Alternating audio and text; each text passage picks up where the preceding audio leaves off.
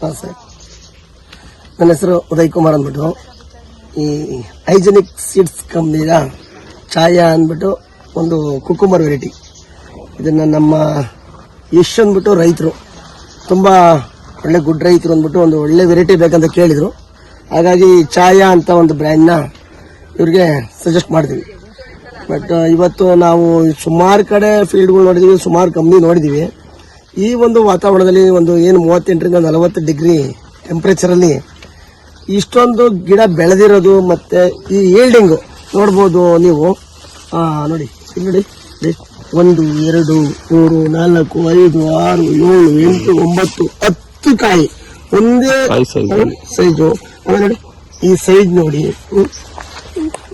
ಹೇಗಿದೆ ಈಲ್ಡಿಂಗು.